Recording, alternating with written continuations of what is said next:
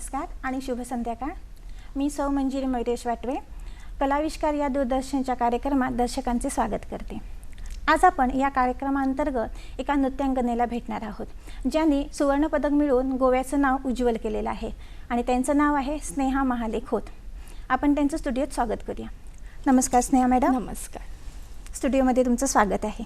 खूप खूप धन्यवाद. अलीकडेच झालेल्या नेपाळ काठमांडू येथे झालेल्या नृत्यगायन स्पर्धेत त्यांना सुवर्णपदक मिळालेलं आहे आणि या चर्चेदरम्यान आपण त्यांच्याकडून त्यांचा एकंदर जीवन प्रवास, नृत्याविषयीची आवड याविषयीचे पैलू उलगडून घेणार आहोत. तर आपण आता चर्चेला सुरुवात करूया. स्नेहा मॅडम, मला पहिल्यांदा असा प्रश्न विचारायला आवडेल की ही जी स्पर्धा आहे ती तुम्हाला कशी समजली आणि तिथपर्यंत तुम्ही कशा गेला?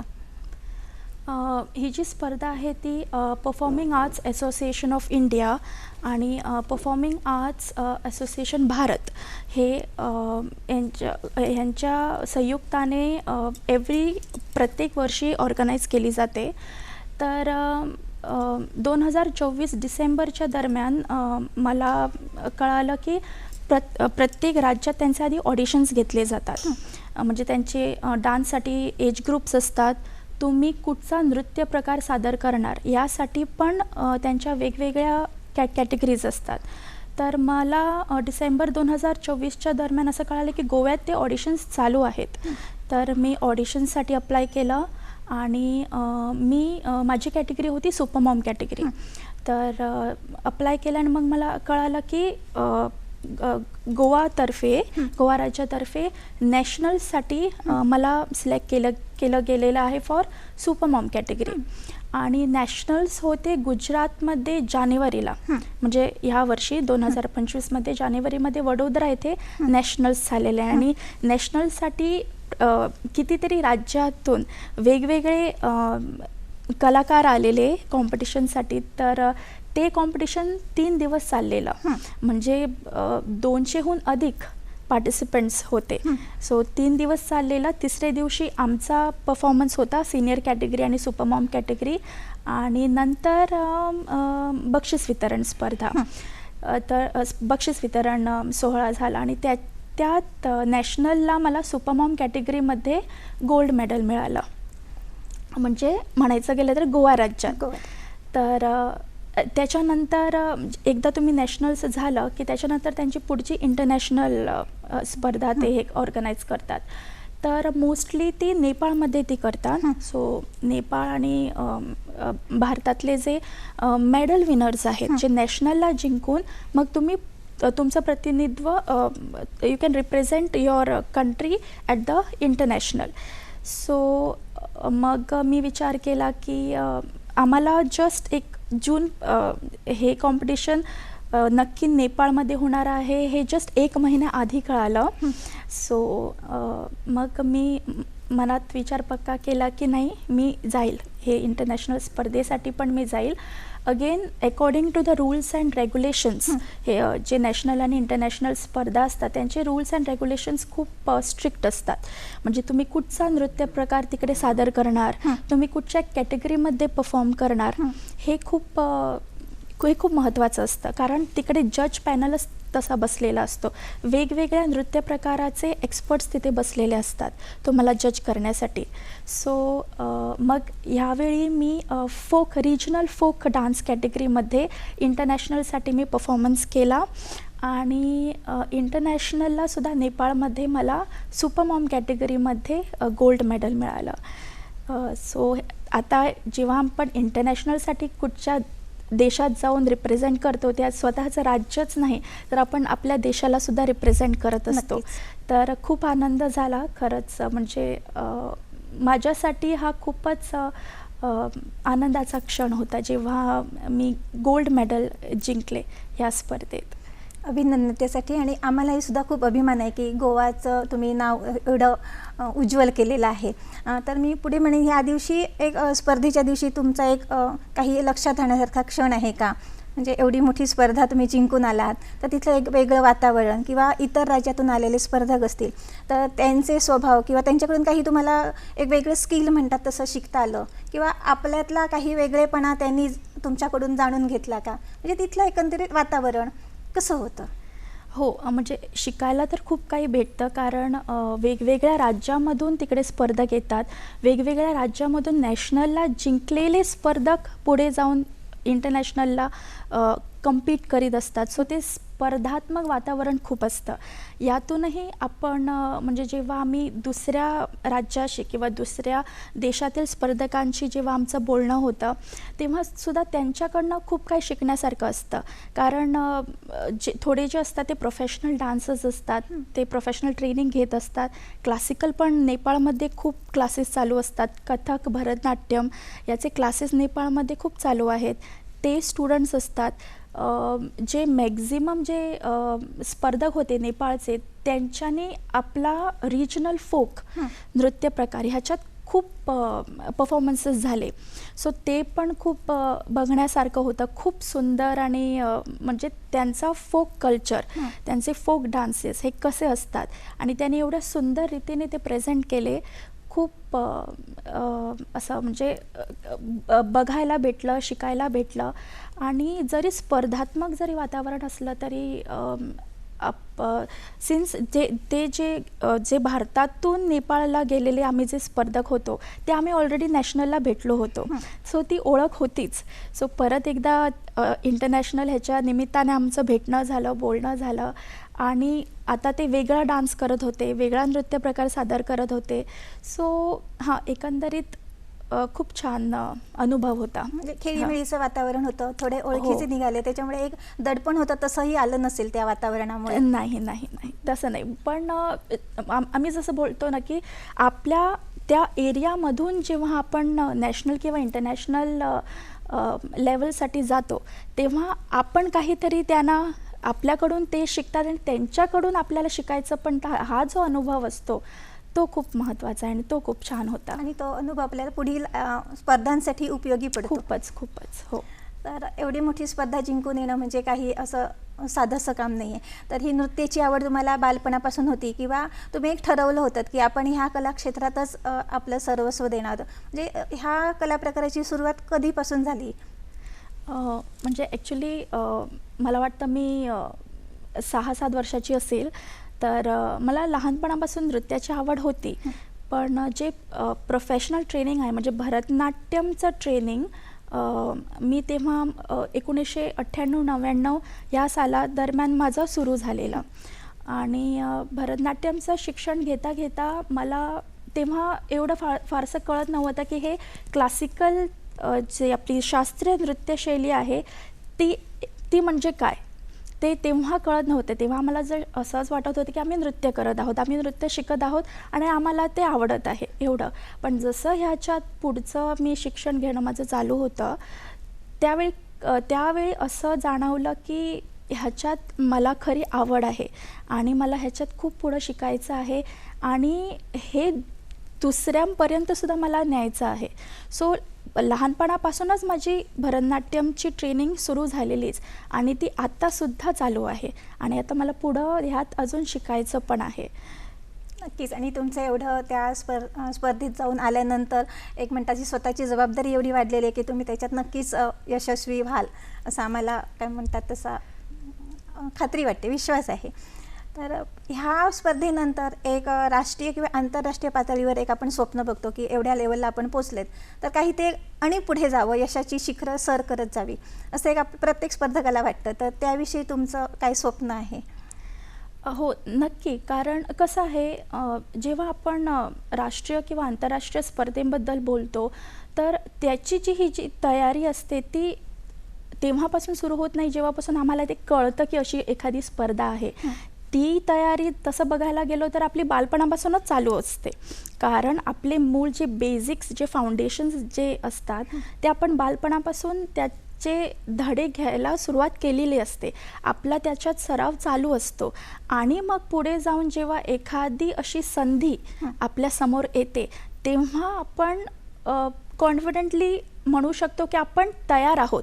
का तयार आहोत? तर हा सराव खूप आधीपासून चालू आहे पाया मजबूत असतो. हो, त्याच्यामुळे आपण- त्याच्यातला सराव, त्याच्यातलं ते जे शिक्षण आहे, ते जे काय बारकावे आहेत, ते आपण ते शिकणं, त्याच्याबद्दल जाणून घेणं, हे सगळं आधीपासून चालू असतं.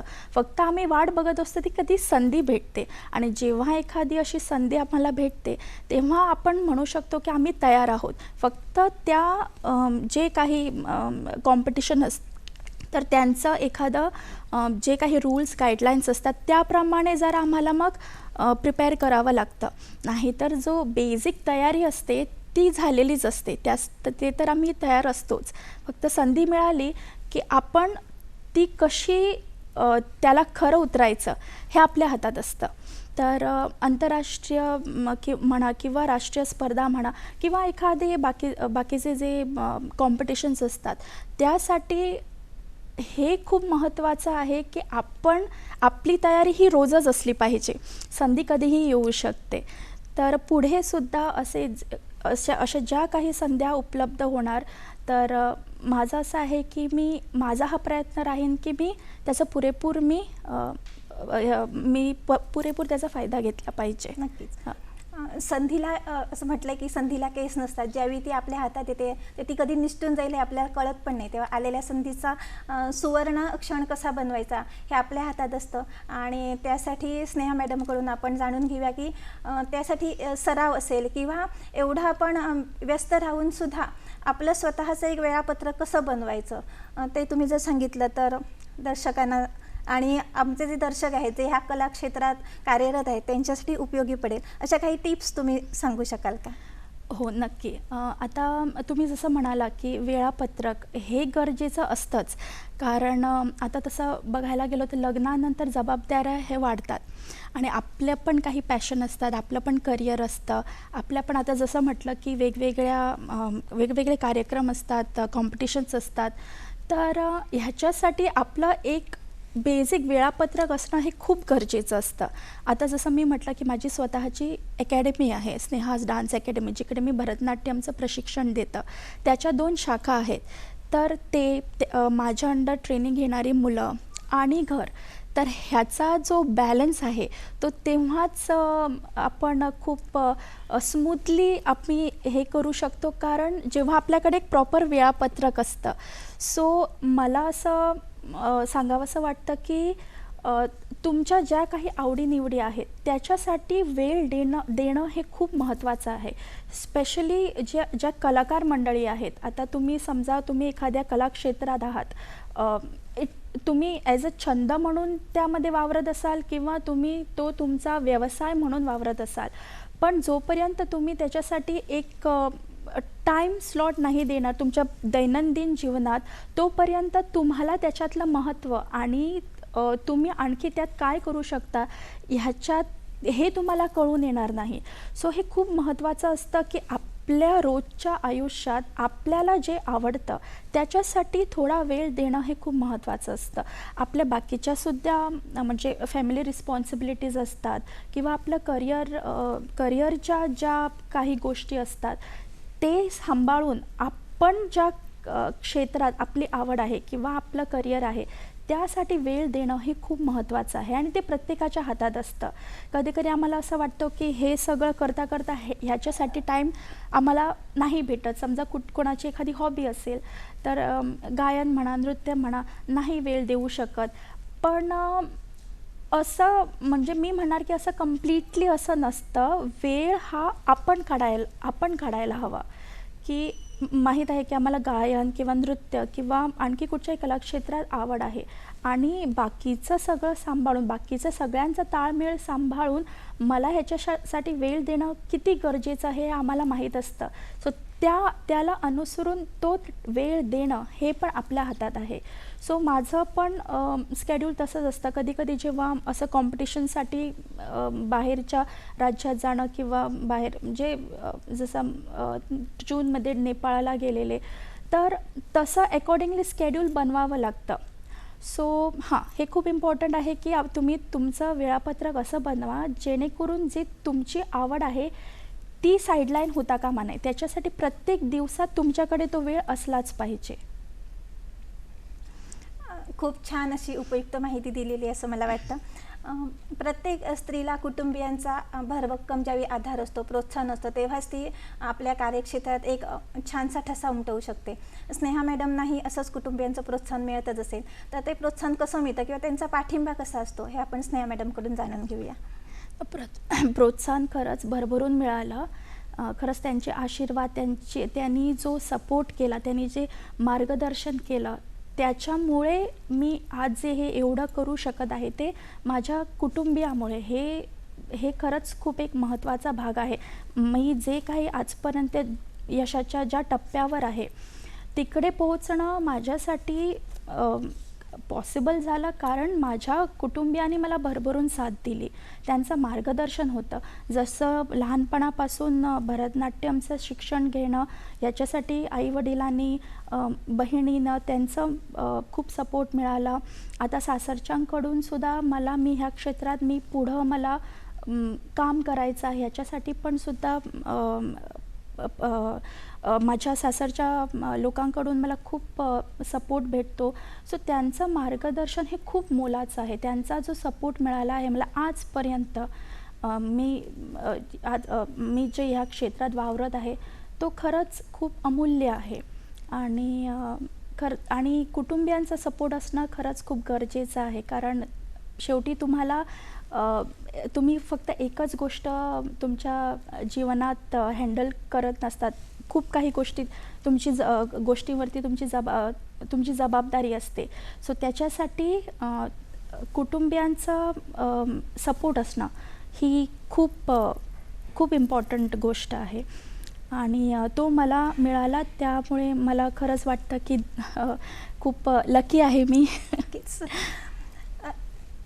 काही वेळा आपण काहीतरी मिळवण्यासाठी काही गोष्टींचा त्याग करावा लागतो असं म्हटलं गेलं. म्हणजे सगळ्या गोष्टी आपण एकाच वेळी काय म्हणतात त्याचा हस्तगत करू शकत नाही.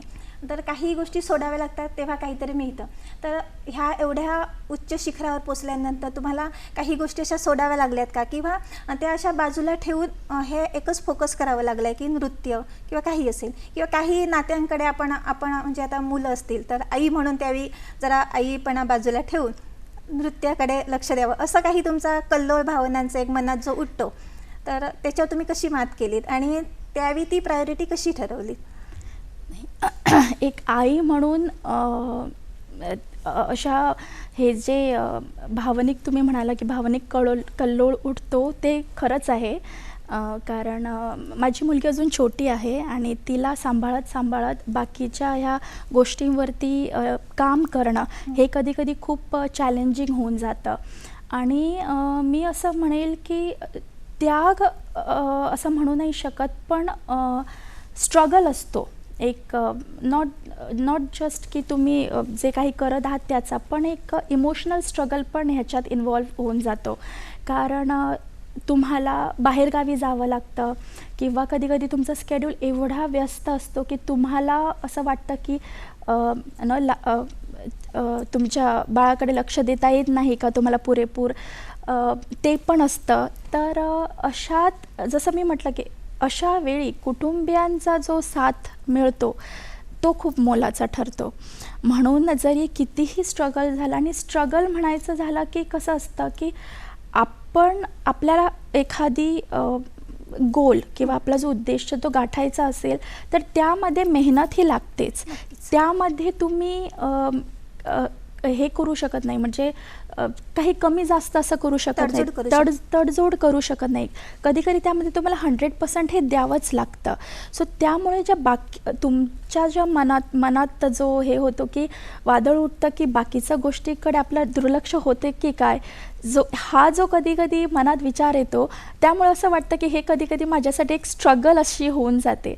पण कुटुंबियांचा साथ असल्यामुळे हे पण जरा बॅलन्स करूनच मग मी पुढची कामं हँडल करते.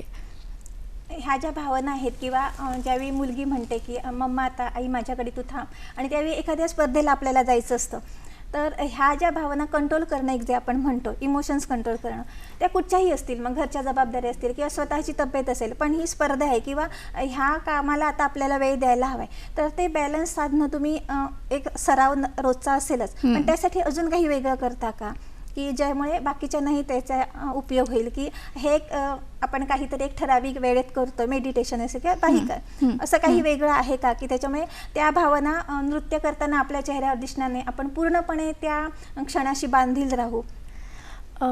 हे असं खूप वेळा होतं. म्हणजे माझं कसं असतं की जिकडं शक्य आहे तिकडं मी माझ्या मुलीला माझ्यासोबत नेते, कारण एक कोणतरी पालक माझ्याबरोबर असतोच दूरगावी किंवा बाहेरगावी जाताना. सो मी शक्यतो प्रयत्न करते की माझ्या छोट्या मुलीला पण माझ्यासोबत नेते, कारण त्यावेळी मग माझं मन जरा रिलॅक्स असतं की ती माझ्याबरोबर आहे आणि माझं लक्ष मग माझ्या नृत्यात, माझ्या सरावात जरा जास्त लागतं. ती जर मी एकटीच माझ्या पॅरेंटबरोबर निघाली आणि ती घरी आहे तर ते मन असं अस्थिर राहतं. तर अशा आता आता मी ज्या फेजमध्ये आहे, मदरहूड फेजमध्ये, ती ह्या फेजची गोष्ट झाली.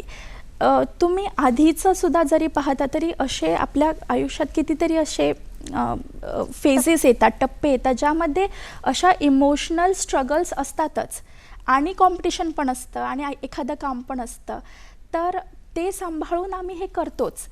सो ही जी काय म्हणू शकतो, ही जी मला सवय लागून गेलेली आहे की कसं डोक्याला त्यावेळी शांत ठेवावं ह्या विचाराने स्वतःला एवढं पण हे. कारण कसं असतं, जेव्हा आपण स्टेजवरती आपलं पाऊल टाकतो तेव्हा आपण कम्प्लिटली एक वेगळा पर्सन असतो, एक वेगळं आपलं व्यक्तिमत्व असतं. तेव्हा आपण ॲज अ परफॉर्मर तिकडे उभं असतो आणि तिकडे की आम्हाला आता आमचं 100% द्यायचं आहे, की हीच संधी आहे, हेच ते 3-4 मिनिट आहे, ही परत नाही येणार किंवा परत कधी येणार आम्हाला माहीत नाही. सो त्यावेळी मनाला तुम्ही जसे म्हणाला तसे मेडिटेशन नक्की, कारण थोडा वेळ जरा शांत बसून हे करते की जास्त डिस्टर्ब व्हायचं नाही. सो हे टप्पे आधी पण आलेले आहेत आणि आता म्हणजे वेगवेगळे, आता त्याचा हे वेगळा आहे पण हे टप्पे असे येतच राहतात. सो तसं जरी असलं तरी स्वतःला डिस्टर्ब न होऊ देता काय म्हणतात ते, आपण आपलं 100% कसं देऊ शकतो त्या क्षणासाठी, ह्याचा जरा मला आता सराव झालेलाच आहे. सो आता हे थोडं नवीन आहे की छोटीला सांभाळून हे सगळं करावं लागतं, पण पुढे ह्याची जरा थोडीशी सवय झाली की मग ते पण जरा सुरळीत होऊन जाईल. आणि ते तुम्ही यशस्वीरित्या हाही टप्पा पार पडाल ह्याची आम्हाला खात्री आहे. आधीची स्नेहा आणि आताची स्नेहा ह्याच्यात काहीतरी बदल नक्कीच झालेला असेल. तर एका निवांत क्षणी आपण बसलेलो असतो तेव्हा आपल्याला काही अशा आठवणी आठवतात की आपण एक त्या क्षणात रंगून जातो. तर त्यावेळी बालपणीची स्नेहा असेल किंवा हे सुवर्णपदक मिळण्याच्या आधीची स्नेहा तुम्हाला आठवते किंवा तिच्यातला बदल आणि आपण आता एवढ्यापर्यंत पोहोचलो, तर कुठची स्नेहा तुम्हाला जास्त भावते? लहानपणीची स्नेहा नक्की आठवते, कारण त्या आधीचे दिवस आठवतात जेव्हा एवढे मी स्पर्धा करायचे, ऑल गोवा लेवल, तेव्हा तर स्टेट लेवलची कितीतरी स्पर्धामध्ये भाग घेतला. आणि तेव्हा जसं शिकणं होतं, क्लासेसला जाऊन शिकणं, म्हणजे अभ्यास सांभाळता कारण अकॅडमिकली बघायला गेलं तर मी इंजिनिअरिंग केलेलं आहे, म्हणजे इन्फॉर्मेशन टेक्नॉलॉजीमध्ये मी माझं इंजिनिअरिंग कंप्लीट केलेलं आहे. So as an IT job पण मी 8 वर्ष केलेला. पण नंतर मी जसं तुम्हाला सांगितलं की जसं मी ह्याच्यात जास्त टाईम स्पेंड करायला लागले माझ्या नृत्यकलेत आणि ह्याच्यात जास्त शिक्षण मी पुढं घेत राहिले, मला हे असं जाणवलं की मी ह्याच्यातच पुढं ॲज अ करिअर म्हणून केलेलं जास्त बरं. सो ती आधीची स्नेहा नक्की आठवते, कारण त्यावेळी लहानपणी ती जिद्द ठेवली, ते चिकाटी ठेवली, मेहनत केली, म्हणून हा आजचा जो टप्पा आहे तो गाठता आला.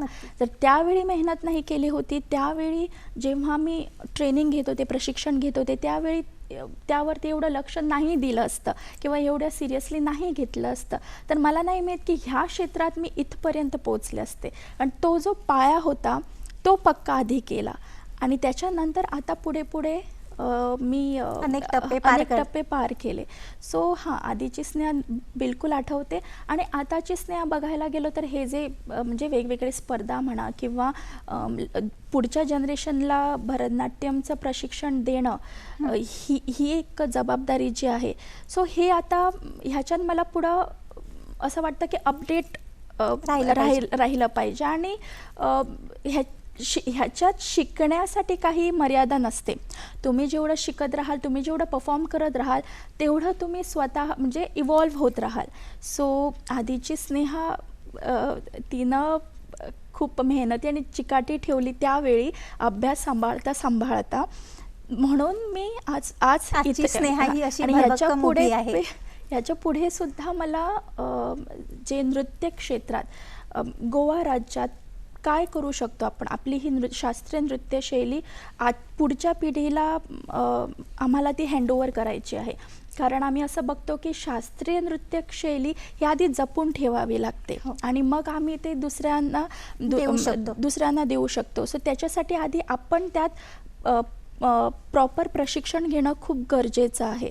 आणि आजच्या सोशल मीडियाच्या जमान्यात जास्त वेस्टर्नायझेशन आम्ही बघत आहोत. सो हे जे माहोल आहे त्याच्यात आपण आपला जो कल्चर आहे भारतीय शास्त्रीय कलेचा, फक्त नृत्य बाबतीतच नाही, जे काही बाकीचे सगळे इतर कला ज्या आहेत त्या जपून ठेवणं हा सध्या खूप मोठं चॅलेंज आहे.